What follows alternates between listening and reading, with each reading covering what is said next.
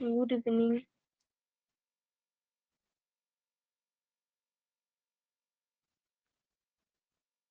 দেখতে পাচ্ছ সবাই?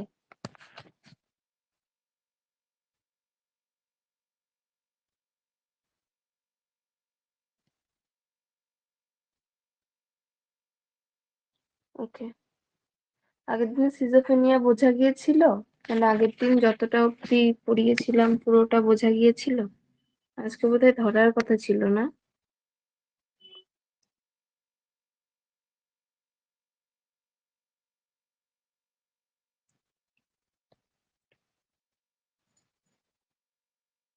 ওকে। আজকে যেটা পড়াবো তোমার আগের দিন আমি ফোবিয়াটা বলে দিয়েছিলাম। ফোবিয়াটা হচ্ছে এই ধরো তোমার ফোবিয়া, ওসিডি এগুলো আন্ডার কিসের মধ্যে পড়ে? নিউরোটিক বা স্ট্রেস রিলেটেড যে ডিসঅর্ডার গুলো আমাদের রয়েছে 40 to 49 এর মধ্যে আমাদের এই ফোবিয়া, তারপরে তোমার ওসিডি, সোমাটোফর্ম ডিসঅর্ডার, ডিসোসিয়েটিভ বা কনভার্সন ডিসঅর্ডার এইগুলো পড়ে। হ্যাঁ, করব। এই ডিসঅর্ডার গুলো তোমার হচ্ছে আমার নিউরোটিক বা stress related disorder F40 to 49 এর মধ্যে পড়ে। আজকে যেটা পড়াবো সেটাও তোমার F42 এ পড়ে, ওসিডি বা অবসেসিভ কম্পালশন ডিসঅর্ডার। বোঝা গেল? F20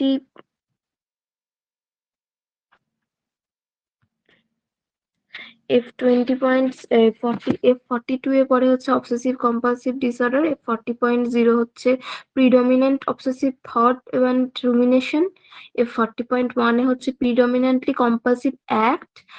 আর দুটোর যদি মিক্স থাকে থট অ্যান্ড অ্যাক্টে সেটা হচ্ছে 42.2, আর 42.8 হচ্ছে আদার কম্পালসিভ ডিসঅর্ডার। আর তোমার 42.9 এ হচ্ছে কম্পালসিভ ডিসঅর্ডার। আগেই বলেছি 9 গুলোতে সবসময় আনস্পেসিফাইড গুলো থাকে। যাদের দেখা যাচ্ছে না একবার মানে লিভ করে আবার জয়েন হয়ে দেখো একবার। বাকিটা দেখতে পাচ্ছ?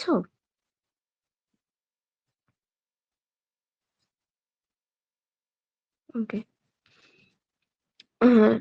তো তোমার ফার্স্টে আসে ওসিডি কি? ওসিডি হচ্ছে অবসেসিভ কম্পালসন ডিসঅর্ডার, একটা স্টেট যেটাতে তোমার একটা কন্ডিশন যেটাতে তোমার অবসেসিভ থট অ্যান্ড অ্যাক্ট দুটোই থাকবে আমার। ঠিক আছে? ওসিডি কি? ওসিডি হচ্ছে যার মধ্যে অবসেশন অ্যান্ড কম্পালশন দুটোই থাকবে।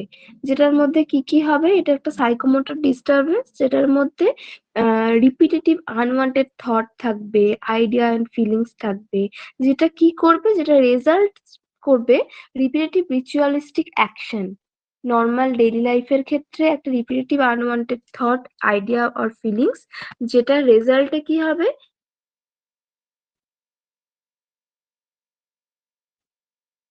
ফটো তো শেয়ার করছি।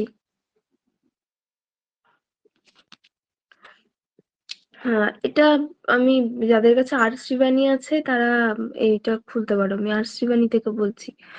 আর তোমার যেটাতে কি হচ্ছে, যেটাতে তোমার repetitive unwanted thought, idea, feelings হচ্ছে, যেটা রেজাল্ট করছে তোমার রিপিটেটিভ রিচুয়ালিস্টিক অ্যাকশন ডেইলিকাল লাইফে। বোঝা গেল?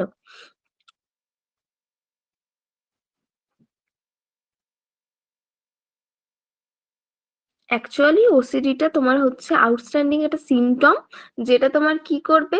Subjective compulsion which must be resisted to carry out some action to dwell on an idea, to recall an experience or ruminate on abstractive topic. মানে একটা যেটা বললাম যে পুরোটাই তোমার একটা আনওয়ান্টেড থট ফিলিংস থাকবে, যেটা পেশেন্ট আদৌ বুঝবে না যে কি করছে, বা বুঝতেও পারবে কনসিয়াসলি, কিন্তু যেটা ডেলিকার লাইফে তোমার রিপিটেটিভ রিচুয়ালিস্টিক অ্যাকশন করতে আমাদের বাধ্য করছে। এর মধ্যে একটা হচ্ছে অবসেশন, একটা কম্পালশন। অবসেশনটা কি? তোমার আনওয়ান্টেড আইডিয়া, থট বা ফিলিংস যেটা আসে সেটা যেটাকে আমরা অবসেসিভ থট বা অবসেসিভ রুমিনেশন বলি, যেটা 42.0 এর মধ্যে পড়ে, দ্যাট ইজ অবসেশন। আর কম্পালশনটা কি? কম্পালশনটা হচ্ছে রিপিটেটিভ বিহেভিয়ার, যেটা রিয়াকশনে হয়, সেটা হচ্ছে আমার কম্পালশন। যেরকম তোমার ভগবানের কাছে প্রার্থনা করা বারবার, বারবার হাত ধোয়া, বারবার জিনিস পরিষ্কার করা, দ্যাট ইজ কম্পালশন। তারপরে তোমার হচ্ছে রুম লক করে ফেললে, রুম লক করেছি কিনা বারবার, তারপরে গ্যাস বন্ধ করেছি কিনা চিন্তা ভাবনা করা, দ্যাট ইজ কম্পালশন। কম্পালশনের ক্ষেত্রে কি কি ডিফেন্স মেকানিজম ইউজ করা হয় ওসিডির ক্ষেত্রে? Repression, displacement. এই যে এখানে লেখা আছে দেখো, তোমার ওসিডির ক্ষেত্রে কি কি ডিফেন্স মেকানিজম ইউজ করা হয়?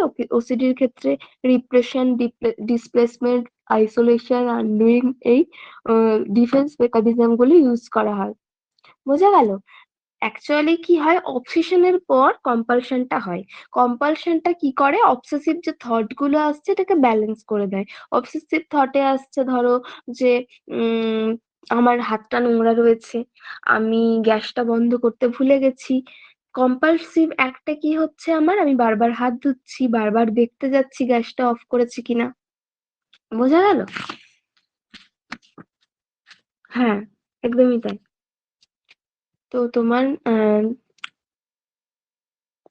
এই যে কম্পালশন, ওসিডি, এই ওসিডিটাকে ক্লাসিফাই করার জন্য আমাদের একটা স্কেল রয়েছে, যেটাকে কি বলা হয়?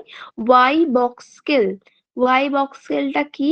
Yellow brown obsessive compulsive scale. বোঝা গেল? ওয়াই বক্স স্কেল যদি আসে, ওয়াই বক্স স্কেল কিসে ইউজ করা হয়? ওসিডি ডিটারমাইনের ক্ষেত্রে এই ওয়াই বক্স স্কেলটা আমাদের ইউজ করা হয়। ওয়াই বক্স স্কেলের সম্পর্কে আর কেউ কিছু বলতে পারবে? ওয়াই বক্স স্কেলটা কি?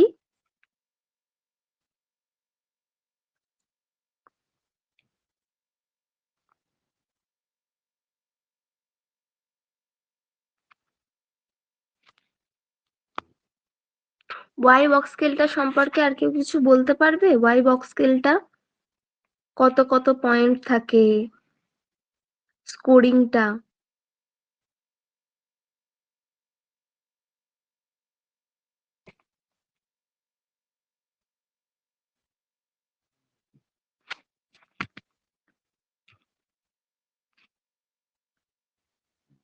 বলতে পারবে ওয়াই বক্স স্কেলটা?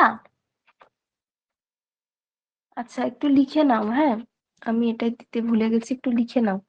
ওয়াই বক্স স্কেলটা একটু লিখে নাও কোথাও।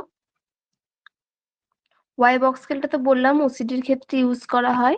এটাই মোট হচ্ছে তোমার 10টা কোয়েশ্চেন করা হয় পেশেন্টকে, ক্লায়েন্টকে 10টা কোয়েশ্চেন করা হয়, যেটার অ্যান্সার 0 to 4 এই স্কেলে ভাগ করা হয়। মানে এক একটা কোয়েশ্চেনের জন্য হাইয়েস্ট নাম্বার 4, লোয়েস্ট নাম্বার 0। মোট 10টা কোয়েশ্চেন করা হয়, হাইয়েস্ট নাম্বার 4, লোয়েস্ট নাম্বার 0। বোঝা গেল? এক একটা কোয়েশ্চেনের ক্ষেত্রে কিন্তু 4, হ্যাঁ।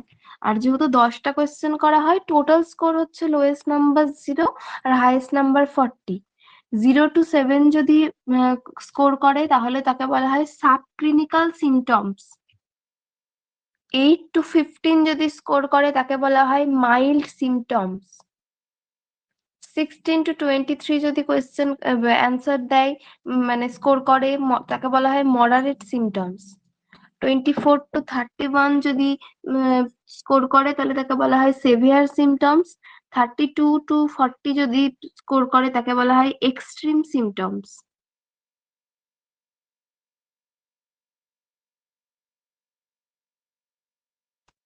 এটা 7 দিন ধরে সিমটম গুলোকে ইভালুয়েট করা হয়।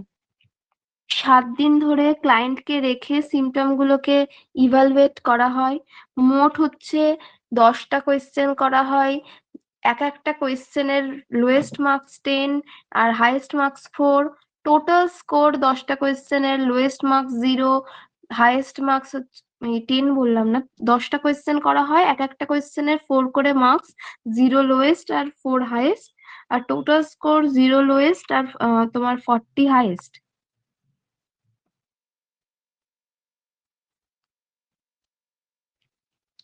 আচ্ছা, 0 to 7 হচ্ছে সাবক্লিনিক্যাল সিমটম, 8 to 15 হচ্ছে মাইল্ড সিমটম, 16 to 23 হচ্ছে মডারেট সিমটম,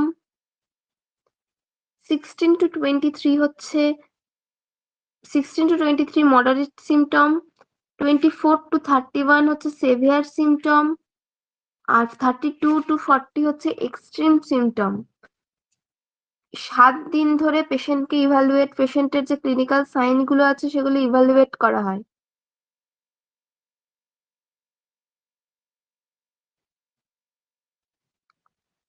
মোট 5টা তোমার ডাইমেনশনের উপর নির্ভর করে ইভালুয়েট করা হয়। লিখে নাও একটু, কেউ ভালো করে লিখে নাও, যে ঠিকঠাক লিখতে পারবে সে হচ্ছে গ্রুপে দিয়ে দেবে।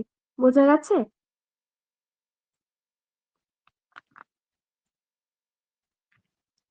মোট 5টা ডাইমেনশনের উপর নির্ভর করে এই স্কোর গুলো দেওয়া হয়। ফার্স্ট, কতটা টাইম স্পেন্ড করছে, মিন্স টাইম স্পেন্ড আর অকুপাইড। 2 নাম্বার হচ্ছে ইন্টারফেয়ারেন্স উইথ ডেইলি ফাংশনিং। 5টা ডাইমেনশন রয়েছে। ফার্স্ট ডাইমেনশন হচ্ছে টাইম স্পেন্ট আর অকুপাইড, কতটা টাইম স্পেন্ড করছে। 2 নাম্বার হচ্ছে interference with daily functioning, daily functioning এ ওই যে কাজটা, অবসেসিভ থটস বা কম্পালসিভ অ্যাক্টসটা কতটা ইন্টারফেয়ার করছে। 3 নাম্বার পয়েন্ট হচ্ছে লেভেল অফ ডিস্ট্রেস, কতটা পরিমাণ ডিস্ট্রেস রয়েছে।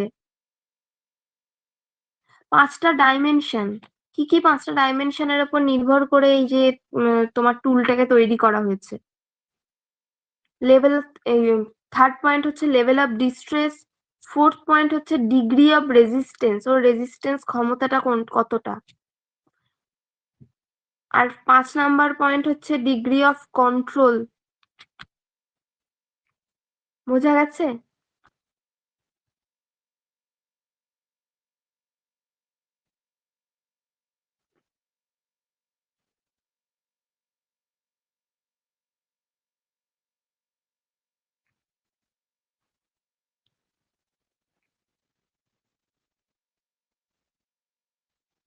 আচ্ছা, আর একবার বলবো। 5টা ডাইমেনশন রয়েছে, যে 5টা ডাইমেনশনের উপর টুলটা তৈরি করা হয়েছে। ফার্স্ট হচ্ছে টাইম স্পেন্ট আর অকুপাইড, কতটা টাইম স্পেন্ড করছে। সেকেন্ড হচ্ছে interference with daily functioning, daily functioning এ কতটা ইন্টারফেয়ারেন্স করছে। 3 হচ্ছে লেভেল অফ ডিস্ট্রেস, কতটা পরিমাণ ডিস্ট্রেস ক্রিয়েট করছে একটা অবসেসিভ থট। 4 নাম্বার পয়েন্ট হচ্ছে ডিগ্রি অফ রেজিস্টেন্স, রেজিস্টেন্স পাওয়ার কতটা। 5 নাম্বার পয়েন্ট হচ্ছে ডিগ্রি অফ কন্ট্রোল, কতটা কন্ট্রোল করতে পারছে।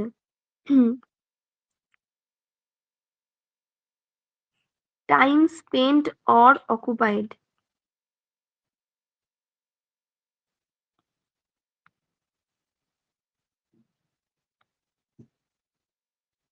বোঝা গেছে? আচ্ছা, এবার ইটিওলজিতে আসি। ইটিওলজিটা কি? ইটিওলজিতে হচ্ছে তোমার মনোজাইগোটিক টুইনের ক্ষেত্রে বেশি দেখা যায় ডাইজাইগোটিক টুইনের থেকে। আর আগের দিন তো নিউরোট্রান্সমিটার পড়িয়েছিলাম, নিউরোট্রান্সমিটারে কি ছিল, কি কি ওঠানামা করে এটার ক্ষেত্রে, ওসিডির ক্ষেত্রে কি ওঠানামা করে ওসিডির ক্ষেত্রে। 5 নম্বর বললাম যে ডিগ্রি অফ কন্ট্রোল। অ্যাড্রিনালিনের কি হয়, অ্যাড্রিনালিন এবং নর অ্যাড্রিনালিনের কি হয় ওসিডির ক্ষেত্রে। হ্যাঁ, ডিক্রিজ হয়। আর 5-HT মানে সেরোটোনিনটা অ্যাবনর্মালি থাকে পেশেন্টের মধ্যে, অ্যাড্রিনালিন নর অ্যাড্রিনালিনটা ডিক্রিজ হয়, আর 5-HT বা সেরোটোনিনটা অ্যাবনর্মালি থাকে। বোঝা গেল? আর কি হয়, সাইকো অ্যানালাইটিক থিওরির ক্ষেত্রে বাচ্চার তোমার সুপার ইগো দেখা যায়, ইনফ্যান্টাইল সুপার ইগো দেখা যায় তোমার সাইকো অ্যানালাইটিক থিওরির ক্ষেত্রে। বোঝা গেল?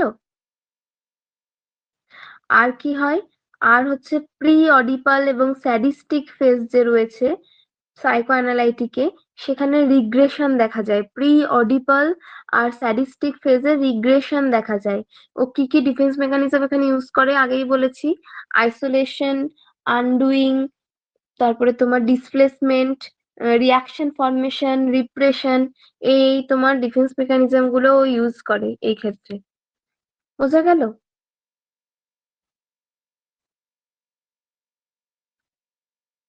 আচ্ছা, এবার আসি যেটা ইম্পর্টেন্ট, ক্লিনিক্যাল ফিচার্স গুলো কি রয়েছে। ক্লিনিক্যাল ফিচার্স কিসের মেকানিজম গুলো বলো? প্রি অডিপাল ফেজে তোমার কি বললাম, অ্যানালাইটিকের যে প্রি অডিপাল এবং স্যাডিস্টিক তোমার ফেজ রয়েছে, সেই ফেজে বাচ্চার রিগ্রেশন দেখা যায়। রিগ্রেশন যদি থাকে, সাইকোঅ্যানালাইটিক থিওরির যে প্রি অডিপাল এবং স্যাডিস্টিক ফেজ রয়েছে, সেই ফেজে যদি রিগ্রেশন দেখা যায়, তাহলে তোমার,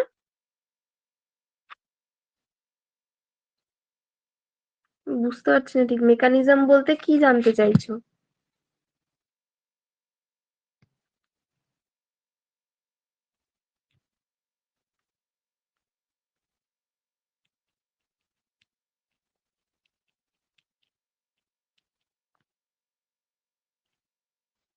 ডিফেন্স মেকানিজম জানতে চাইছো? ডিফেন্স মেকানিজম গুলো কি কি?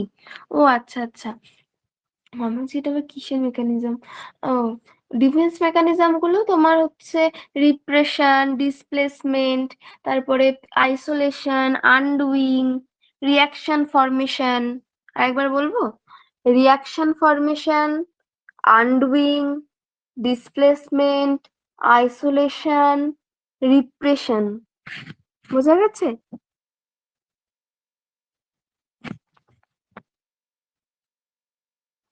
ওকে,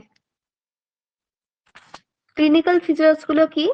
এট ফার্স্ট হচ্ছে আমাদের এটা ক্ষেত্রে কি দেখা যায়, দু রকম, একটা হচ্ছে অবসেসিভ থট আর একটা হচ্ছে কম্পালসিভ অ্যাক্টস।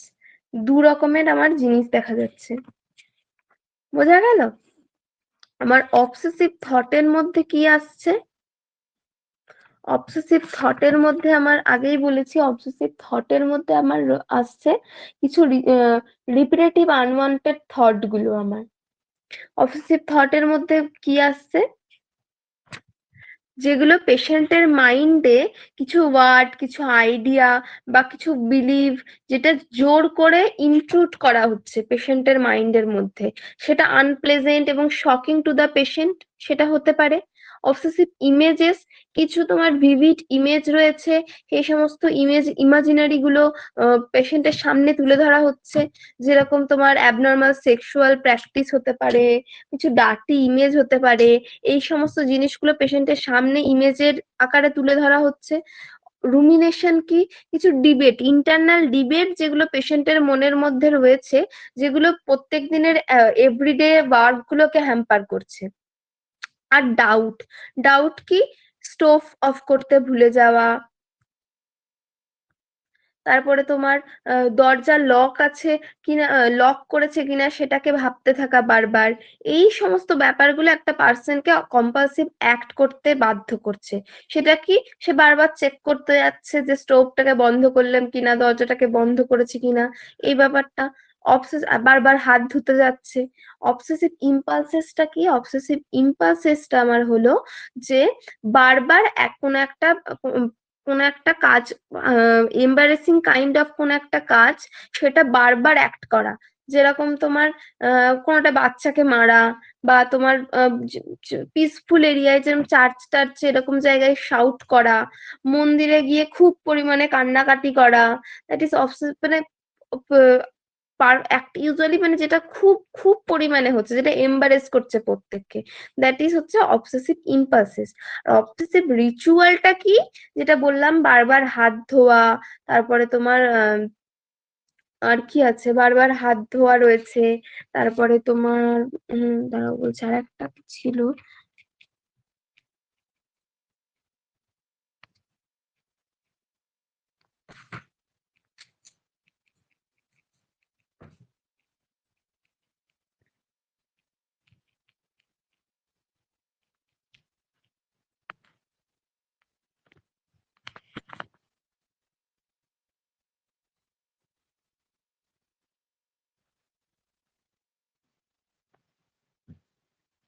হ্যাঁ হ্যাঁ, বারবার হাতের নাম্বার গোনা, বারবার হাতের নাম্বার গুনতে থাকে, রিপিটেটেড ওয়ার্ড, তারপরে বারবার হাতে দেখবে বিড় বিড় বিড় বিড় করে করে করে নাম্বার গুনতে থাকে।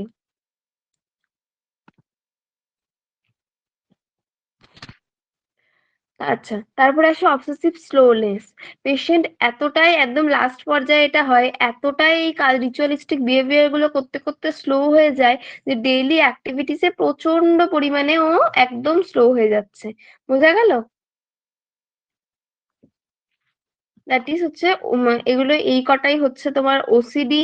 ওসিডির মধ্যে আহ যেটা মেনলি ডায়াগনোসিসে করা হয় MRI, CT scan, positron emission tomography করা হয়, পিইটি, এগুলো করা হয়। ট্রিটমেন্ট মেনলি অ্যান্টি ডিপ্রেশন দেওয়া হয় আর অ্যাংজিওলাইটিক। অ্যান্টি ডিপ্রেশনের মধ্যে মেনলি ফ্লুঅক্সামাইন ইউজ করা হয়, আর অ্যাংজিওলাইটিকের মধ্যে বেনজোডায়াজেপিন এইগুলো ইউজ করা হয়। আর বিহেভিয়ারাল থেরাপির মধ্যে হচ্ছে তোমার রিল্যাক্সেশন থেরাপি ইউজ করা হয়, যেটা থট স্টপেজ ইউজ করা হয় এদের ক্ষেত্রে। থট স্টপেজটা কি তোমার, থট স্টপেজটা হচ্ছে ওকে প্রথমে ওর যে আনওয়ান্টেড থট বা থিঙ্কিং আসছে সেটার সামনে ওকে নিয়ে যাওয়া হয়। যখন থটটা একটা কমফোর্টেবল চেয়ারে টেয়ারে বসিয়ে ওকে সেই থটটার জায়গায় নিয়ে যাওয়া হয়। সেই যখন থটটা প্রসেস হয়ে যায়, যখন ফর্ম হয় থটটা, তখন ওকে স্টপ কমেন্ট স্টপ দেওয়া হয়, এবং তাকে সমস্ত কিছু সেই সমস্ত হাত ধোয়া বা পুজো করা এই ব্যাপারগুলো থেকে বিরত করে দেওয়া হয় স্টপ করে। ফলে সেইগুলোর মাসল রিল্যাক্সেশনের মাধ্যমে এবং ডাইভারশন থেরাপির মাধ্যমে। আচ্ছা, বলো কোন জায়গাটায় অসুবিধা হচ্ছে, আমি বলছি। থট স্টপেজটা হলো তোমার কিছুই না, একটা কমফোর্টেবলি পজিশনে বসিয়ে মেনলি বিহেভিয়ারাল থেরাপির মধ্যে থট স্টপেজটা ওসিডি পেশেন্টদের খুব পরিমাণে ইউজ করা হয় থট স্টপেজ। আর তোমার ডাইভারশন থেরাপি, তারপর ডিসেন্সিটাইজেশন, এইগুলো প্রচন্ড অ্যাভার্সিভ কন্ডিশনিং, এইগুলো ইউজ করা হয়। এখনো তোমাদের থেরাপি গুলো পড়াইনি। মেডিসিন তো আমার পিপিটিটাতেই দেওয়া আছে, এই জন্য আমি মানে লিখতে হবে না, এই যে লেখাই আছে পিপিটিতে। আর কাছে আর্সিবানি থাকলেও সে পেয়ে যাবে, আর পিপিটিতে লেখাই আছে। অ্যান্টি ডিপ্রেসেন্টের মধ্যে দেখো যেটা নিচে দাগানো আছে, ফ্লুভক্সামাইন, এটা মোস্ট কমন ড্রাগ। আর অ্যাংজাইটি বেনজোডায়াজেপিন হচ্ছে মোস্ট কমন ড্রাগ। তোমার থট স্টপেজ বলতে এটা চেয়ারে বসিয়ে ওকে থট ফরমেশন করতে বলা হয়। মানে যে বিষয়ে ওর এই অবসেসিভ থটটা আসে সেটা হচ্ছে তোমার, হ্যাঁ হ্যাঁ, এটা আর্সিবানি। তোমার সেই থটটা আনতে বলা হয়, দিয়ে ওকে স্টপ কমান্ড দেওয়ার পর ওকে ডাইভারশন থেরাপির মাধ্যমে, মাসেল রিল্যাক্সেশনের মাধ্যমে, যাতে ওই আনওয়ান্টেড থটটা আন্ডার কন্ট্রোলে আসে সেটার চেষ্টা করা হয়। ঠিক আছে? এছাড়াও অ্যাভার্সিভ কন্ডিশনিং, ডিসেন্সিটাইজেশন এগুলো করা হয়। আমি যখন থেরাপি পড়াবো তখন এগুলো বলবো।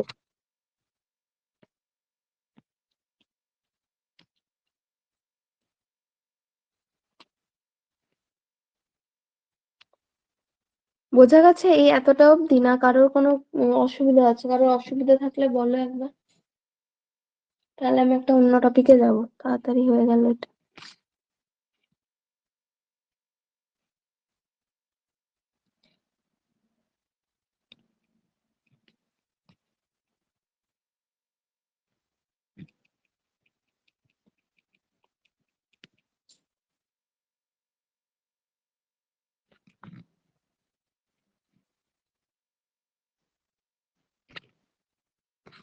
কোন সিস্টেম গুলো বলো?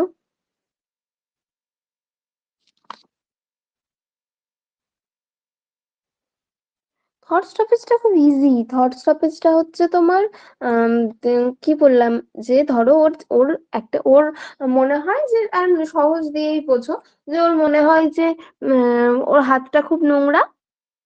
ওসিডিটা কি?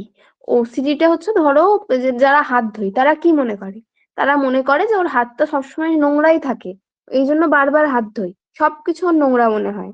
ঠিক আছে? তো সেক্ষেত্রে আমি কি করব, সেই পেশেন্টটাকে তার তার মানে তো তার সোর্স অফ এই যে থট সেটা কি, তার সোর্স অফ থট হচ্ছে ডার্টিনেস, ডার্টি মনে করে হাতগুলোকে। তাকে একটা কমফোর্টেবল চেয়ারে বসে কনসেন্ট্রেট করতে বলবো তার সেই আনওয়ান্টেড থটটার ওপর। বোঝা গেল?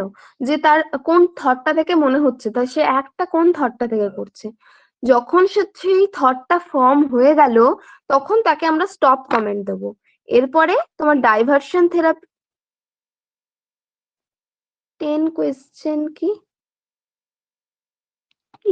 আর 10 কোয়েশ্চেন মধ্যে একটা টুল ইউজ করা হয়, ওই ডাইমেনশন গুলোকে তোমার মাথায় রেখে একটা টুল ইউজ করা হয়। 10 কোয়েশ্চেন কি এরকম আলাদা করে আমি কোথাও দেখিনি, কেউ যদি দেখো তাহলে আমাকে বলো বলো, মানে কেউ যদি পাও কোথাও। তোমার দিয়ে কি হয়, ওকে স্টপ কমেন্ট দেওয়া হয়, এবার তোমার রিল্যাক্সেশন থেরাপির মাধ্যমে, ডাইভার্সন থেরাপির মাধ্যমে ওকে শান্ত করা হয় এবং ওই আন্ডার কন্ট্রোলে নিয়ে আসা হয় আনওয়ান্টেড থট গুলোকে। বোঝা গেল?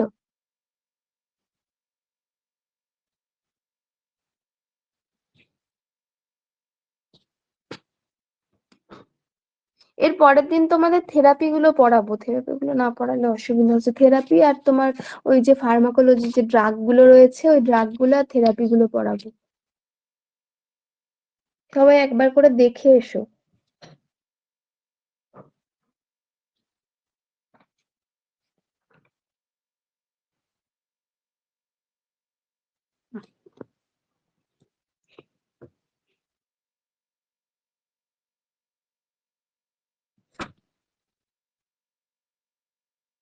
ইটিওলজিটার মধ্যে কিছুই নেই, মেইনলি তোমার আগের দিন আমি ওই নিউরোট্রান্সমিটারের ছকটা পড়লেই বুঝতে পেরে যাবে যে ওটার মধ্যে অ্যাট ফার্স্ট হচ্ছে তোমার অ্যাড্রিনালিন আর নন অ্যাড্রিনালিনটা ডিক্রিজ হচ্ছে, সেকেন্ড হচ্ছে 5-HT বা সেরোটোনিনটা হচ্ছে তোমার অ্যাবনর্মালি প্রেজেন্ট থাকছে। সাইকো অ্যানালাইটিক থিওরির মধ্যে পেশেন্ট বা মানে সেই ক্লায়েন্টের সাইকো অ্যানালাইটিক তোমার কনসেপ্ট অনুযায়ী ইনফ্যান্টাইল সুপার ইগো থাকছে। আর প্রি অডিপল যে ফেজ গুলো আছে, যখন পেডিয়াট্রিকে পড়ানো হবে যে ফেজ গুলো রয়েছে, তোমার প্রি অডিপল স্যাডিস্টিক যে ফেজ রয়েছে, সেই ফেজে তোমার রিগ্রেশন হচ্ছে। রিগ্রেশন কি কি ডিফেন্স মেকানিজম ইউজ করছে প্রচুর পরিমাণে? Isolation, undoing, displacement, regression, reaction formation, এগুলো ইউজ করছে। এই সমস্ত বিষয়গুলোই যদি তোমার থাকে তাহলে সেক্ষেত্রে ইটিওলজিতে এগুলোই হচ্ছে ইটিওলজি, আর এখান থেকেই তোমার ওসিডিটা ফর্ম হচ্ছে। বোঝা গেল? আচ্ছা, আজকে তাহলে ওই স্লিপ ডিসঅর্ডারটা ছোট আছে, ওটা একবার বলে দিচ্ছি, ঠিক আছে? কালকেই পড়াবো থেরাপি গুলো, কালকেই থেরাপি আর ড্রাগটা একবার দেখে এসো সবাই।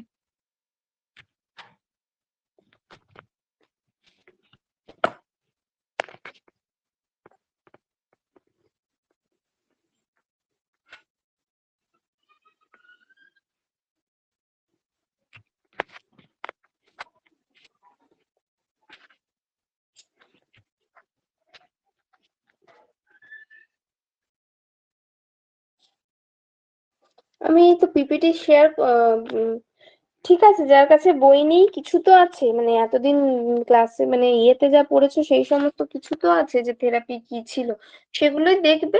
অসুবিধা নেই, আমি কালকে দিয়ে দেবো ঠিক আছে। আর আজকে ওই স্লিপ ডিসঅর্ডারটা পড়াচ্ছি, কালকে ওই পিডিএফ এর সঙ্গে আমি স্লিপ ডিসঅর্ডারটা অ্যাটাচ করে দেবো। আজকে এমনি আমি স্ক্রিন শেয়ার করে দিচ্ছি।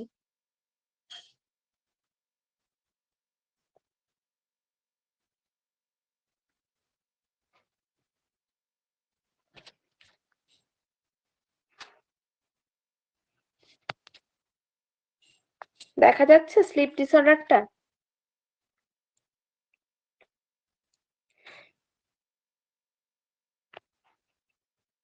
ওকে, স্লিপ ডিসঅর্ডার খুবই সহজ। স্লিপ ডিসঅর্ডারটাই কিছুই নেই, শুধু এই তোমার এনআরইএম আর আরইএমটা এর মধ্যে পড়ে মেনলি। আর ওর টার্ম গুলো খুব জেনে রাখা দরকার। স্লিপ অ্যাকচুয়ালি কি, তোমার আনকনসিয়াস স্টেটে কিছু ইনঅ্যাক্টিভিটি দেখা যায়, কিছু ভ্যারিং ডিগ্রি অফ তোমার ইনঅ্যাক্টিভিটি দেখা যায়, সেই সমস্তটাই হচ্ছে পুরোটাই ব্যাপারটাই স্লিপ ডিসঅর্ডারের মধ্যে আমার পড়ে। হ্যাঁ, 486 সিক্সেই আছে। দু রকমের তোমার স্টেট হয় স্লিপে, একটা হচ্ছে আরইএম আর একটা হচ্ছে এনআরইএম, মানে র্যাপিড আই মুভমেন্ট। আর একটা হচ্ছে তোমার নন র্যাপিড আরইএম। বোঝা গেল?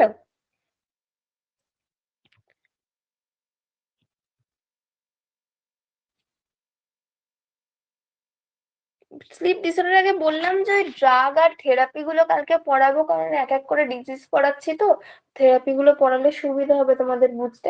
তো সেটা যদি কারোর কাছে বই থাকে একটু দেখে এসো, নাহলে কালকে আমি পিডিএফ পাঠিয়ে দেবো। বোঝা গেছে? এটাই বললাম। আর এই স্লিপ ডিসঅর্ডারটাও তোমার এখান থেকে আমি আপাতত পড়াচ্ছি। আর এমনি আমি বাকিটুকুনি মুখে বলে দিচ্ছি, কালকে যখন পিডিএফটা শেয়ার করব তার সঙ্গে স্লিপ ডিসঅর্ডার এক্সট্রা যেগুলো পড়াবো সেগুলো অ্যাড করে দেবো। বোঝা গেছে? আর শ্রীবাণী থেকে আমি স্লিপ ডিসঅর্ডার পড়াচ্ছি না, আমার মানে আমার বইয়ে থেকে, এই বইটা থেকে না, আমার এক জায়গায় লেখা আছে, আমি সেখান থেকে পড়াচ্ছি। আমি কালকে পাঠিয়ে দেবো, অসুবিধা নেই।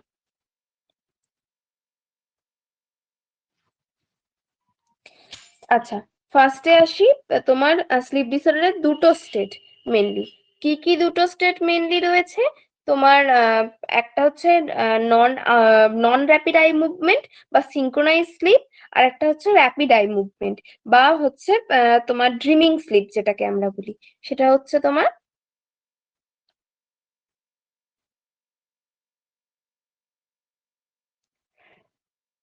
এই সেটা হচ্ছে তোমার এই দুটো স্টেট অফ স্লিপ মেনলি। তোমার নন আরইএম এর মানে সিঙ্ক্রোনাইজ স্লিপের চারটে স্টেজ রয়েছে। চারটে স্টেজ হচ্ছে,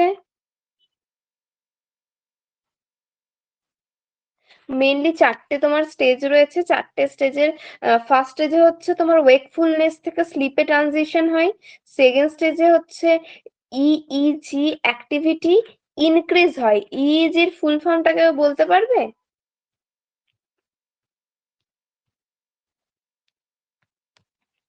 ইইজির ফুল ফর্ম?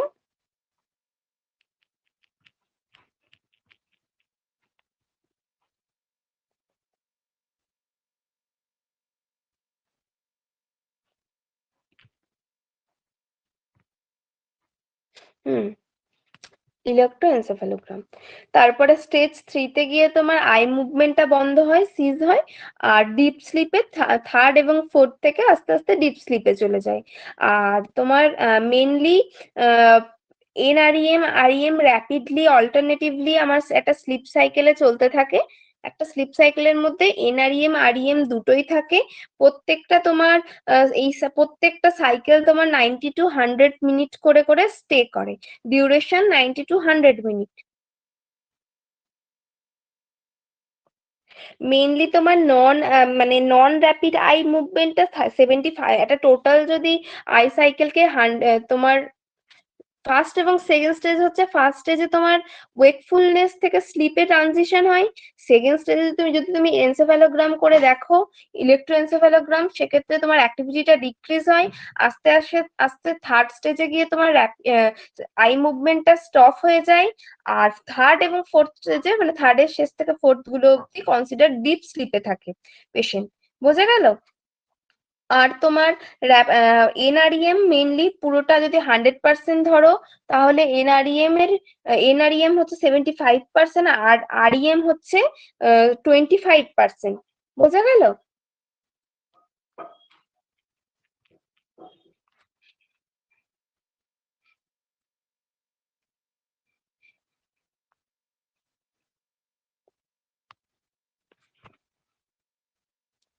মেইনলি তোমার কি হয়, এনআরইএমটা হচ্ছে যেটা বললাম স্টেজ ওয়ানে, যে ওয়েকফুলনেস থেকে স্লিপে থাকে। স্টেজ টুতে যেটা ইজি অ্যাক্টিভিটিটা ইনক্রিজ হয়। ইজি অ্যাক্টিভিটিটা ইনক্রিজ হয় মানে কি, এই ক্ষেত্রে কি হয়, বডি টেম্পারেচারটা ড্রপ করে যায়। বডি টেম্পারেচারটা ড্রপ করে ব্রেনটা আস্তে আস্তে লাইট স্লিপের মধ্যে দিয়ে, ডিপার লাইট স্লিপের মধ্যে দিয়ে যেতে শুরু করে।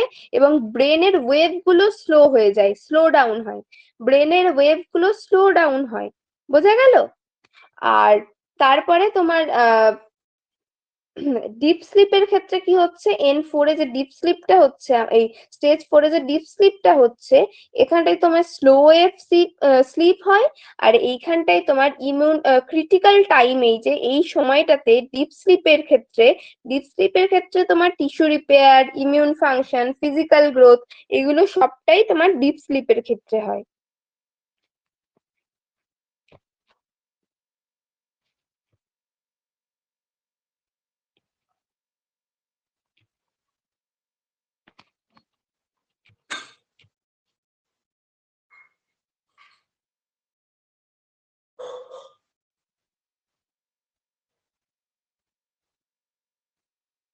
ফার্স্টে তোমার সবসময় মনে রাখবে, ফার্স্টে হয় হচ্ছে আমার এনআরইএম, হলো এনআরইএম এর পর আস্তে আস্তে লাইট স্লিপ হচ্ছে, লাইট স্লিপের পর ডিপ স্লিপ হচ্ছে, এবং লাস্টে গিয়ে আমার আরইএম হচ্ছে। আরইএম এর মানে টাইম পিরিয়ডটা খুবই কম, যেটা তোমার হচ্ছে 25%, টোটাল স্লিপ সাইকেলে 25% আমার আরইএম হয়। একটা টোটাল একটা যদি নাইটের স্লিপ সাইকেল ধরো, 4 থেকে 6টা তোমার কন্টিনিউয়াস সাইকেল দেখা যায়, মানে 4 থেকে 6বার এই এনআরইএম আরইএম দেখা যায়, বোঝা গেল? টোটাল এনআরইএম এবং আরইএম মিলিয়ে 4 থেকে 6বার সাইকেল গুলো সাইমালটেনিয়াসলি হয়।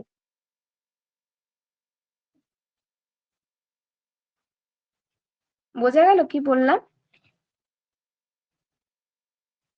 আচ্ছা, এবার আসি তোমার স্লিপ ডিসঅর্ডার গুলোতে। ইনসomnia সবাই জানো, সবারই ইনসomnia এখানে। ইনসomniaটা সবাই জানো আশা করি। তোমার স্লিপটাকে মেনটেন করতে যারা পারে না, বা খুব ঘুম কম হয়, শুলেই ঘুম আসে না, অনেক সময় লাগে, দ্যাট ইজ ইনসomnia। হাইপারসomnia হচ্ছে ডে টাইম স্লিপনেস, দিনের বেলায় প্রচুর ঘুম পায়। বোঝা গেল? যে কোনো কারণে হতে পারে, কোনো ড্রাগের এফেক্টে হতে পারে, কোনো স্লিপ অ্যাপনিয়া রয়েছে, sleep apnea obstructive sleep apnea যদি থাকে সেক্ষেত্রে হতে পারে। তারপরে স্লিপ হাইজিন যদি প্রপারলি মেনটেন না করে সেক্ষেত্রে হতে পারে। স্লিপ হাইজিন জিনিসটা কি? স্লিপ হাইজিন জিনিসটা কি?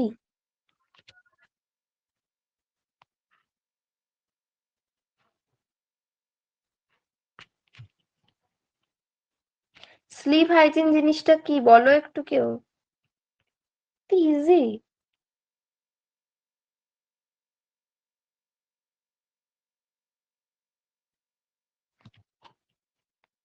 আমরা কেউ স্লিপ হাইজিন ইউজ করি না, মানে করি না, কেউ স্লিপ হাইজিন মেনটেনও করি না, ইউজও করি না। যাই হোক, স্লিপ হাইজিনটা কিছু না, একটা ডেইলি হ্যাবিট, যেরকম বললে খাওয়ার আগে শুতে যা স্নান, খাওয়ার আগে বলছি, শোয়ার আগে স্নান করে শোয়া, গরম কিছু খেয়ে শোয়া, ফোন দূরে রাখা, তারপরে একই সময় বেডে যাওয়া, একই সময় বেড থেকে ওঠা, এগুলোই হচ্ছে তোমার একটা পাওয়ার ন্যাপ নেওয়া ছোটখাটো দুপুরবেলার দিকে।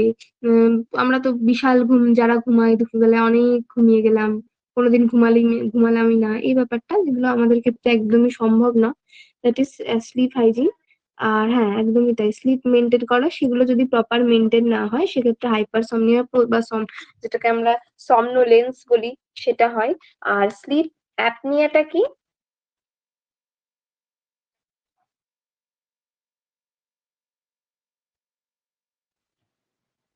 স্লিপ অ্যাপনিয়াটা কি? স্লিপ অ্যাপনিয়াটা তোমার হচ্ছে যদি রাতে ঘুমানোর সময় কারোর ধরো নিঃশ্বাস, হঠাৎ করে নিঃশ্বাস নিতে প্রচুর সমস্যা হয় যাদের, তাদের হচ্ছে তাকে স্লিপ অ্যাপনিয়া বলা হয়।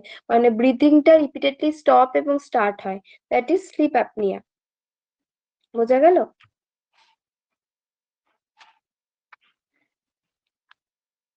ডিউরিং স্লিপ যদি তোমার থ্রোট মাসেলটা রিল্যাক্স এবং ব্লক ইন্টারমিডিয়েটলি হতে থাকে, সেক্ষেত্রে সেটাকে বলা হয় অবস্ট্রাকটিভ স্লিপ অ্যাপনিয়া।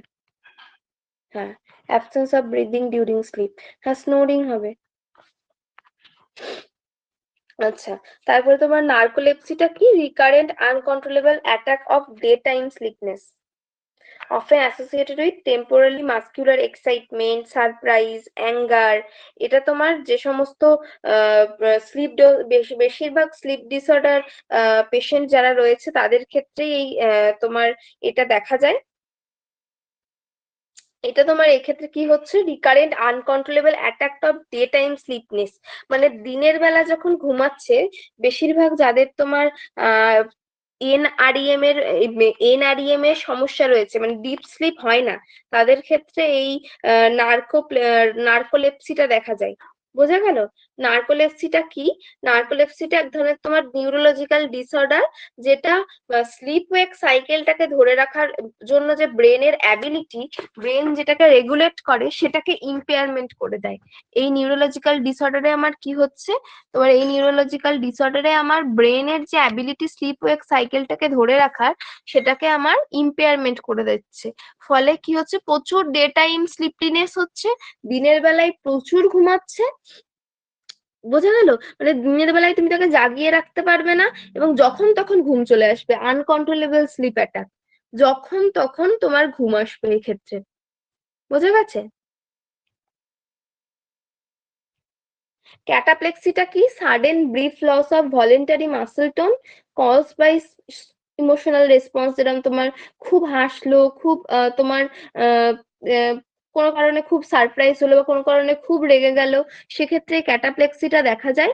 তোমার এটা ট্রিগার করে, অ্যাকচুয়ালি তোমার মাসেল কন্ট্রোলটাকে প্রচুর পরিমাণে ট্রিগার করে, যেটার ক্ষেত্রে তোমার স্লার্স, কথা এড়িয়ে যেতে পারে, তারপরে টোটাল কোলাপস পর্যন্ত হয়ে যেতে পারে ক্যাটাপ্লেক্সির ক্ষেত্রে। কোনো ধরো কোনো এক্সাইটমেন্ট থেকে, কোনো সারপ্রাইজ থেকে, কোনো অ্যাঙ্গার থেকে ভলেন্টারি যে মাসেল কন্ট্রোলটা বা টোনটা সেটা লস হয়। বুঝতে পারো? সেক্ষেত্রে তোমার ট্রিগার করে ওটা তোমার স্লাট স্পিচ হতে পারে, টোটাল কোল্যাপস হতে পারে, স্লিপ প্যারালাইসিস দেখা যেতে পারে। স্লিপ প্যারালাইসিস কি?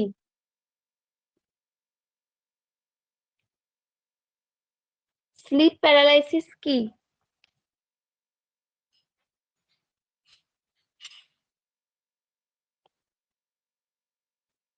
অনেকের ক্ষেত্রে স্লিপ প্যারালাইসিস দেখে, অনেকেই এটা তোমার বুঝতে পারে স্লিপ প্যারালাইসিসটা, অনেকের ক্ষেত্রেই হয়।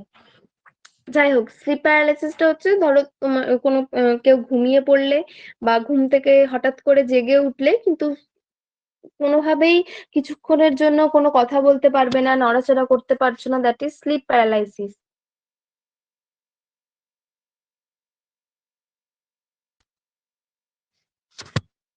ক্যাটাপ্লেক্সিটা হচ্ছে তোমার sudden loss of voluntary muscle control or tone which is triggered by some emotional response, যেরকম excitement, surprise, anger, that is cataplexy.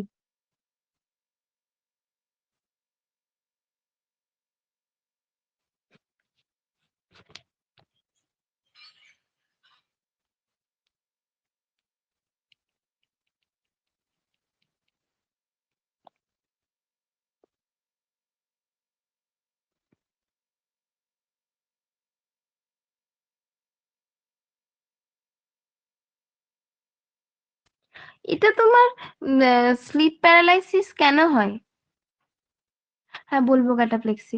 Slip প্যারালাইসিসটা মানে যতদূর জানি, বেশি খুব একটা জানি না, তবে যতদূর জানি ওই ডিসরাপ্টেড স্লিপ শিডিউল যদি তোমার হয়, জেট ল্যাগ, যে দেখবে না বাইরের দেশ থেকে যারা আসে, জেট ল্যাগ যদি হয়, ইরেগুলার তোমার স্লিপ প্যাটার্ন যদি শিফটিং ওয়ার্কের ক্ষেত্রে খুব পরিমাণে দেখা যায়, স্লিপ ডেপ্রিভিয়েশন, অ্যাকচুয়ালি তোমার আরইএম স্টেট থেকে, মানে ধরো ডিপ স্লিপে, ড্রিমিং স্লিপে রয়েছে একদম, ডিপ স্লিপ থেকে বা ড্রিমিং স্লিপ হঠাৎ করে যদি ইন্টারাপশন হয়ে যায়, সেক্ষেত্রে এটা দেখা যায়, ঠিক আছে? বা ব্রেন যখন হঠাৎ করে আরইএম থেকে নর্মাল স্টেটে আসতে থাকে, তখন ফুল বডিটা প্যারালাইজড হয়ে যায় এক্ষেত্রে। তারপরে তোমার বিভিন্ন রকম স্লিপ অ্যাপনিয়া যদি পেশেন্টের থেকে থাকে সেক্ষেত্রে হয়, বাইপোলার ডিসঅর্ডারের ক্ষেত্রে হয়, প্রচুর হাই লেভেল অফ স্ট্রেসের ক্ষেত্রে হয়, পোস্ট ট্রমাটিক স্ট্রেস ডিসঅর্ডার থেকে হয়, মানে আগে কোনো কারণে হয়তো বড় একটা ট্রমাটিক সিচুয়েশন গেছে সেক্ষেত্রে হয়। তারপরে তোমার যদি সোজা দেখবে, বলে যে যাদের স্লিপ প্যারালাইসিস হয় যে সাইড ফিরে শুতে, কারণ তোমার স্লিপিং পজিশনের জন্য এটা হয়। ফ্ল্যাট যদি মানে একদম যদি একদম সুপাইন পজিশনে কেউ শুয়ে থাকে, তা সেই ক্ষেত্রে হতে পারে। অ্যাকচুয়ালি মেনলি এটা তোমার হাই লেভেল অফ স্ট্রেস থেকে হয়, জেট ল্যাগ থেকে হয়, আর শিফটিং ওয়ার্ক থেকে হয়, তারপরে তোমার স্লিপ প্যাটার্ন যদি ইরেগুলার হয় সেটা থেকে হয়, এটাই। ক্যাটাপ্লেক্সি তোমার হচ্ছে তোমার sudden loss of muscle tone আর কন্ট্রোল হুইচ ইজ, মানে তোমার মাসেল টোন বা কন্ট্রোল সেটাকে সম্পূর্ণ লস হয়ে যাবে, যেটা ট্রিগার্ড করে কি, তোমার হঠাৎ করে কোনো সারপ্রাইজ, কোনো অ্যাঙ্গার, কোনো এক্সাইটমেন্ট, ফুল বডিটাকে কোলাপস করে দেয়। কি হয় এটার ক্ষেত্রে, তোমার চোখগুলো এরকম পুরো ড্রুপ, যেটাকে ড্রুলিং বলি আমি, ড্রুলিং আমরা বলি যেটাকে ড্রুলিং, ড্রুলিং হয়ে আইলিডস হবে, কথাবার্তা এড়িয়ে যাবে একটু, তারপরে তোমার কি বলবো, আহ নি নিটা বাকলিং হবে, এগুলোই সাধারণত যদি দেখা যায় তোমার কিছু সেকেন্ডের জন্য হয় এই ক্যাটাপ্লেক্সিটা। মাসেল কন্ট্রোলটা লস হয় কিছু হয়তো সেকেন্ডের জন্য, কিন্তু এটা যদি বেশিক্ষণ স্টে করে ফুল বডি কোল্যাপস পর্যন্ত হয়ে যেতে পারে।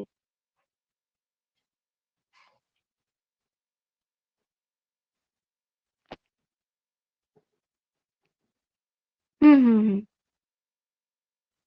কিন্তু এই ধরো যদি এটা মানে অনেকক্ষণ ধরে কোনো রকম কোনো স্লাট পিছিয়ে আসছে না, যদি ধরো অনেকক্ষণ ধরে এটা হতে থাকে সেক্ষেত্রে ফুল বডি কোল্যাপস হয়। বোঝা গেছে?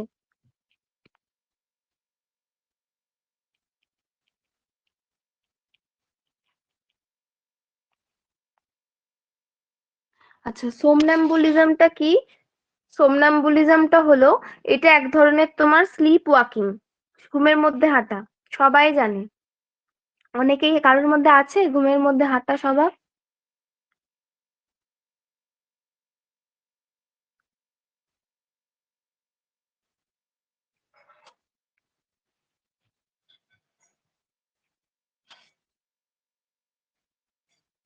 তাহলে তো কেউ এক্সপিরিয়েন্স শেয়ার করতে পারবে না, যা কারোর মধ্যে থাকলে সে এক্সপিরিয়েন্সটাকে শেয়ার করতে পারতো যে কেমন কি হয়। যাই হোক, সোমনাম্বুলিজমটা হচ্ছে এক ধরনের তোমার প্যারাসomnia স্লিপিং ডিসঅর্ডার। এক্ষেত্রে কি হয়, পার্সন হচ্ছে তোমার শুয়ে থাকতে থাকতে বসে পড়ে, হাঁটতে থাকে, এমনকি মানে খায়ও, কোথায় কিসের ডাব্বা রাখা আছে সেটা খুলে খেয়েও নাই।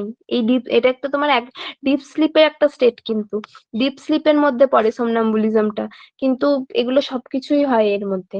মোস্টলি চিলড্রেনদের দেখা যায় তোমার 10 মিনিটের থেকে কম, লেস দেন এটা থাকে। হ্যাঁ, এই প্যারালাইসিসটা আমারও, এটা আমি দেখেছি, মানে অনেকবারই এক্সপিরিয়েন্স করেছি। ওটা অ্যাকচুয়ালি মানে আমার ক্ষেত্রে আমি দেখছি হাই লেভেল অফ স্ট্রেস।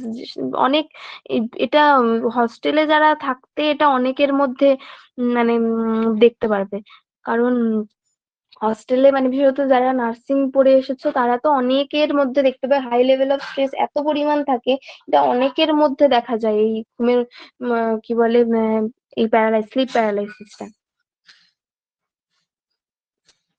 সোমনাম্বুলিজমটাও আমরা দেখেছি আর কি হস্টেলে এক দুজনের, মানে খুব কম কিন্তু দেখেছি আর কি। যাই হোক, আর তোমার এই সোমনাম্বুলিজমের মধ্যে কি হয় সাধারণত, এই ডিপ স্লিপে থাকাকালীন, যেহেতু ডিপ নন আরইএম এর ক্ষেত্রে এটা তোমার দেখা যায়। এটা 10 মিনিটের খুব কম তোমার লাস্ট করে। এটাই হচ্ছে তোমার সোমনাম্বুলিজম। হ্যাঁ হ্যাঁ হ্যাঁ, এটাই এটাই মনে হয়, জানি না কি বাবা, এটাই মনে হয় যে বুকের মধ্যে কি একটা বসে আছে।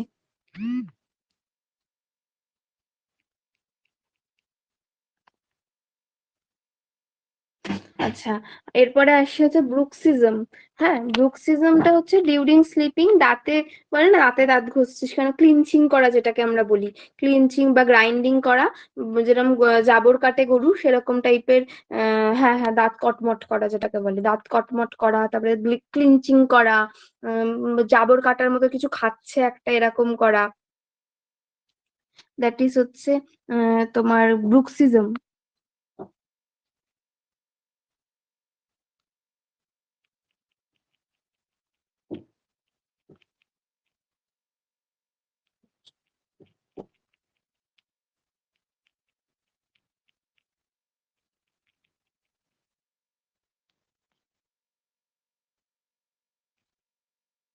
ভাষাটা উম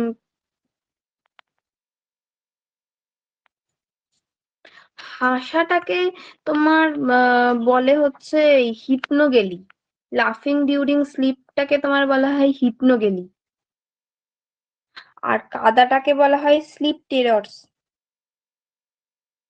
হাসাটাকে বলা হয় হিপনোগেলি, ঘুমের মধ্যে হাসা। বোঝা গেল? বা ব্রিজার কিছু ড্রিম দেখে হাসা টাসা, এই ব্যাপারটাকে বলা হয় হিপনোগেলি। আর স্লিপ টেরর্স হচ্ছে ঘুমের মধ্যে কাদা চিৎকার করা, দ্যাট ইজ স্লিপ টেরর্স। হ্যাঁ, ছাদ থেকে পড়ে যাওয়ার তো মোস্ট কমন।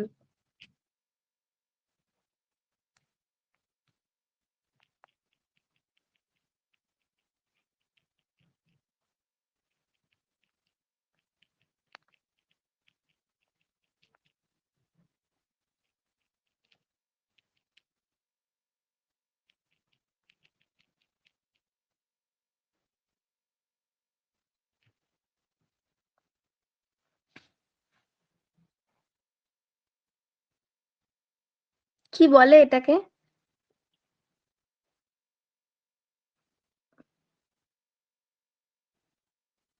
হ্যাঁ, এটাই মনে হয় সাইকিয়াট্রিক, মানে কলেজে ভেবে এখন তো এই ইয়ের জন্য পড়ছো সেটা সবকিছু সবাই জানো, আমি জাস্ট একবার মনে করিয়ে দিই, কারণ WBHRB তো কোথা থেকে কোয়েশ্চেন চলে আসবে বলা যাবে না। হ্যাঁ, হিপনোগেলি বলে বাবা ওটাকে, ভাষাটাকে।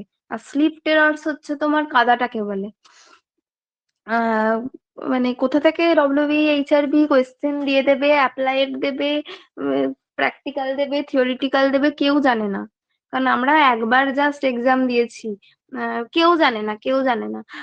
তবে অ্যাপ্লাইড কোয়েশ্চেন বেশি দেয়, এটুকুনি মানে আগের বার দিয়ে বোঝা গেছে যতদূর। আহ, আর ইন্টারভিউ তো কোথা থেকে কোয়েশ্চেন ধরবে, মানে সবাই সবকিছুর জন্য রেডি হয়ে যেতে হবে ইন্টারভিউয়ে, মানে কোনো রকম কম্প্রোমাইজই করা যাবে না কোনো কিছুর সঙ্গে, সবকিছুর জন্য রেডি হয়ে যেতে হবে আর কি। মানে হয়তো বলবে যে মা এটা থেকে তো এলো না, এটা এতবার করে পড়লাম, কিন্তু ওটার মধ্যে থেকে কোন কোয়েশ্চেনটা চলে আসবে জাস্ট মানে ভাবা যাবে না বিষয়টা, ঠিক আছে? যাই হোক, তোমার ছাদ থেকে পড়ে যাওয়াকে কি বলে?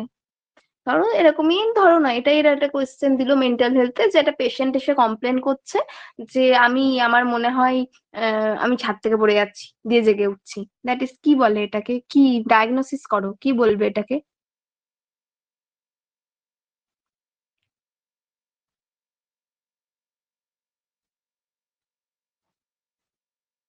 এই, এত মনে থাকবে, এটাকে কোনো ব্যাপার না। এই অ্যাগ্রোফোবিয়া কি করে বলে?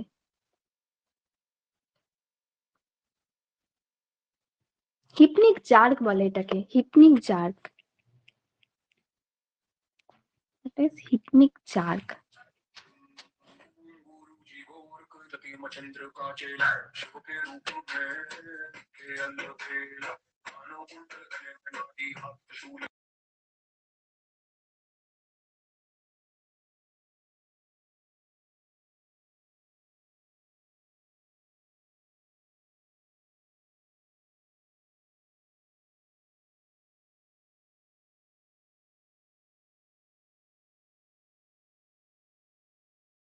কথা বলা হচ্ছে সমনিলোকুইজম, বইয়ে লেখাই আছে, এটা কথা বলা হচ্ছে সমনিলোকুইজম।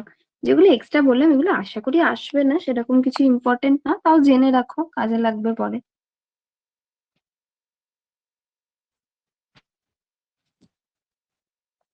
এতগুলো সাবজেক্ট পড়ছো না?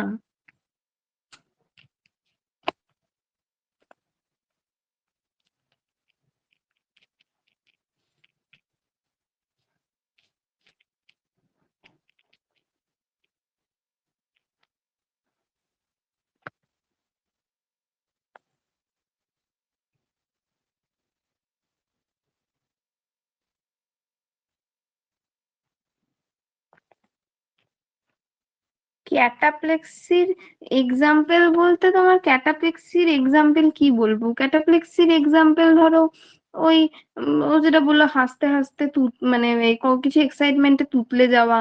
তারপরে তোমার আহ কি বলবো, তোমার দেখবে মাঝে মাঝে এত হাসা হয়, আস্তে আস্তে জ গুলো উইক হয়ে যায়। ফলে কথা বলতে বা কিছু চিউ করার সময় মানে একটু মনে হয় যেন আটকে আটকে আসছে কথা বলতে বলতে। তারপরে তোমার হেড নোট করা, মানে তোমার কোনো একটা এক্সাইটমেন্ট থেকে হোক, কোনো অ্যাঙ্গারনেস থেকে হোক, তোমার আপনি আপনি মাথাটা দেখবে একদিকে মুভ ফরওয়ার্ড হচ্ছে, দ্যাট ইজ হেড নোডিং। এই ব্যাপারগুলো করা, তারপরে তোমার ফাইন মোটর কন্ট্রোলটা লস হয়ে যাওয়া।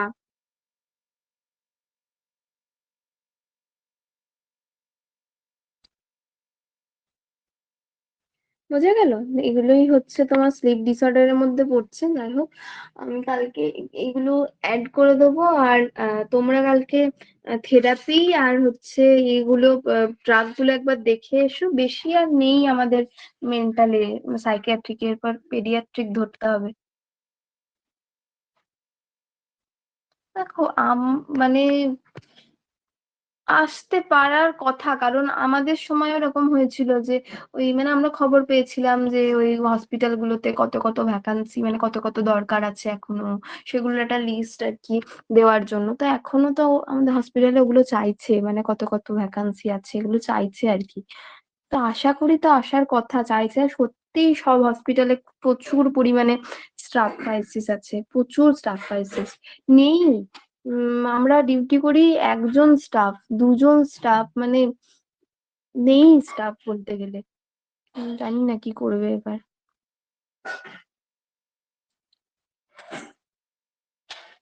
কারণ নিচ্ছে তো, এখনো বোধহয় কমপ্লিট হয়নি। কমপ্লিট হলে একটা তোমার দেখবে স্বাস্থ্য দপ্তর থেকে টোটাল হসপিটালের একটা লিস্ট দিয়ে বেরোয়, মানে টোটাল কতগুলো ভ্যাকান্সি দরকার, কতগুলো রিক্রুটমেন্ট করতে হবে, এরকম একটা লিস্ট বেরোয়।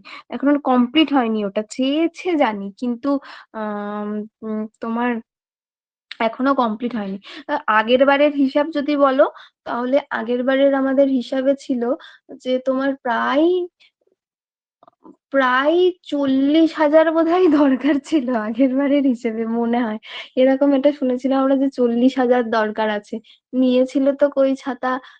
বিএসসি আর আমাদের বিএসসি জিএনএম এই দুটো বিএসসি মিলিয়ে হচ্ছে তোমাদের আমাদের বিএসসির বোধহয় কত, তো 2,500 না কত নিল, না কত নিল, যাই হোক নিয়েছিল টোটাল কত, ওই 9 নাকি এরকম বোধহয় নিয়েছিল। হ্যাঁ হ্যাঁ, ওর 5K, টোটাল 5 নিল। তা তো আর এনএইচএম টেনএইচএম ধরে তোমার 9 আমরা ভেবেছিলাম। তা তোমার এনএইচএম টেনএইচএম তো কিছু বেরোলোই না। এনএইচএম যেগুলো কন্ট্রাকচুয়াল, এত জায়গায় গিয়ে গিয়ে আমরা টিয়ে দিয়ে এলাম, কিছু হলোই না। এনএইচএম ও হলো না, সিএইচও হলো না, কিছুই তো ওগুলো হলো না। সব হোল্ড হয়ে গেছে। তো 5K ধরো আলটিমেটলি। হ্যাঁ, সব জায়গায় এক্সাম হয়ে গেল, অনেক জায়গায় কত জায়গায় ভেরিফিকেশন হয়ে গেল, সব হোল্ড করে দিল। জানি না কি, মানে ওগুলো কি দরকার নেই না কি জানি না। যাই হোক, আমাদের হসপিটালে এখনো কমপ্লিট লিস্ট পাঠায়নি। চেয়েছে স্বাস্থ্য ভবন থেকে, এখন সব ভিজিট গুলো হচ্ছে, সব ভিজিট আটকে ছিল এতদিনের, যত ভিজিট গুলো আটকে ছিল সেই ভিজিট গুলো এখন হচ্ছে। তো সেই জন্য লিস্টটা এখনো হোল্ড আছে। এবার সেই লিস্ট গুলো হয়তো পাঠানোর যে ডেডলাইন দিয়েছে সেগুলো পাঠানোর পর আশা করি বের করবে। এবার আবার জানি না কি করতে চাইছে এরা। উম তোমার একদিক দিয়ে যদি কোনো ইন্টারভিউ না নেয়, একদিক দিয়ে কিন্তু ভালো, মানে ফুল যদি যদি সিবিটি নিতে হয়, ফুল সিবিটি করে দেওয়া একদিক থেকে ভালো। কারণ ইন্টারভিউ কার কপালে, মানে ভালো স্টুডেন্টের কপালে কি লেখা আছে, খারাপ স্টুডেন্টের কপালে কি লেখা আছে, যে জানে সব তার কপালে কি লেখা আছে, মানে বলা খুব দুষ্কর। কারণ এমন এমন কোয়েশ্চেন করেছে না, এক একজনকে এমন এমন লেভেলের কোয়েশ্চেন করেছে, মানে মনে হবে ওখানে বসে তুমি এমবিবিএস পড়ে এসছো। তারপরে তোমার মনে হবে যে কেনই বা পড়লাম, থাক না পড়াই ভালো, এরকম মনে হবে। ডিমোটিভেশন না, মানে এটা মজার ব্যাপার হয়ে গেছে আর কি। তারপরে মানে এমন এমন লেভেলের কোয়েশ্চেন করেছিল। তারপরে তোমার কাউকে কোয়েশ্চেন করেও নি, এরকমও হয়েছে। যাই হোক, এরকম টাইপের ব্যাপারগুলো তো আমার মনে হয় ফুল সিবিটি যদি করতে ইচ্ছা করে, তো ফুল সিবিটি করে দে বাবা।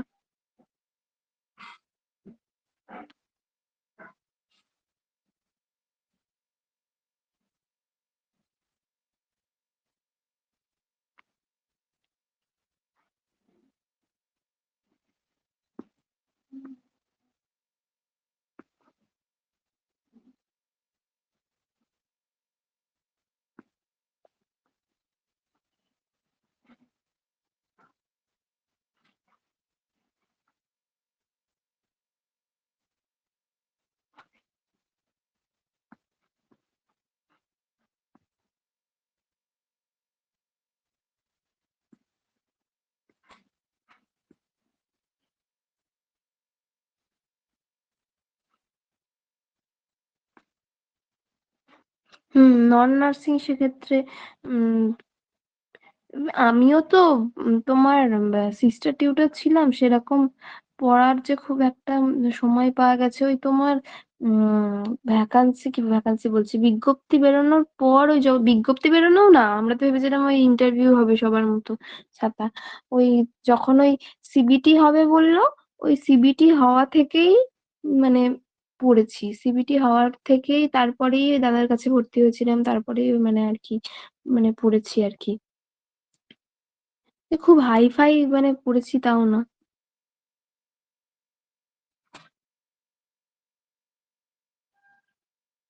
হ্যাঁ, ফ্রেশার্সদের তো আরো মুশকিল কোনো প্রাইভেটে, বাবা প্রাইভেটের আর যা অবস্থা, বাপরে, কলেজগুলোর যেরকম অবস্থা, যেখানে সেখানে হচ্ছে কলেজ উঠে যাচ্ছে।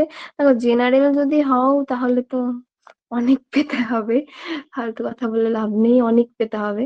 কারণ আমাদের এরকম একটা মানে বান্ধবী আছে যে জেনারেলে বোধহয় 61.67 এরকম কাট অফ নেমেছিল, ওর 60 পয়েন্ট টু টু এরকম, 61.2 এরকম এসেছিল, ও পাইনি। তো তোমার জেনারেল অবভিয়াসলি টাফ আছে। উম, তোমার ওবিসি, এখন ওবিসিও টাফ হয়ে গেছে যদিও, ওবিসি এবি তো এক এক করে দিয়েছে, জেনারেল থেকে একটু কম, কিন্তু ওবিসিও টাফ আছে। এসসি দের একটু চাপটা কম, কারণ আগের বার তো অনেকটাই কাট অফ নেমেছিল, তো এসসি দের একটু চাপটা কম, এসটি দের খুব একটা চাপ নেই, কারণ আগের বার সিট ফিল আপই করতে পারেনি, আগের বারই সিট ফিল আপ হয়নি।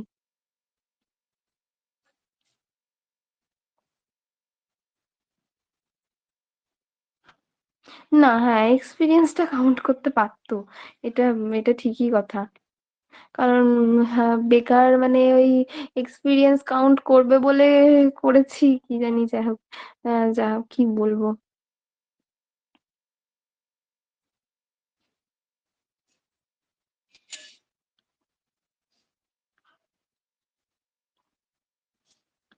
হ্যাঁ, ওবিসির কেসটার জন্য অনেক আটকে আছে, টিচারদের 11-12 ওটাও আটকে আছে।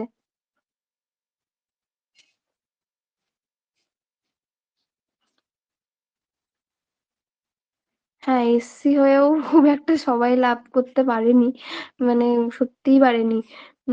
হচ্ছে তোমার ইয়ে, এসটি হওয়া লাভ আছে।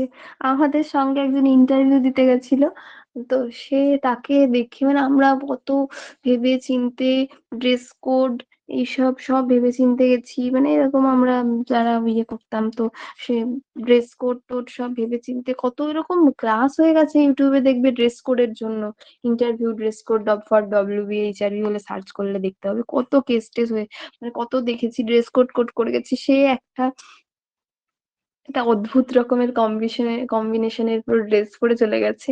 তাকে লিটারেলি, আমার পাশে যে মেয়েটা, সে লিটারেলি বলছে তুমি ঢোকার সময় না এইভাবে ঢুকো, তোমাকে দেখেই কেমন একটা লাগছে। সে তো জানে মানে প্রেজেন্ট থাকলেই চাকরি, তো অতএব যাই হোক, সেই নিয়ে চিন্তা করে আমাদের লাভ নেই।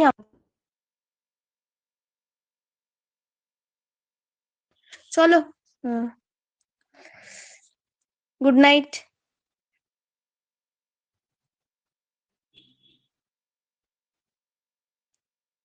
গুড নাইট, আর কালকে কথা হবে।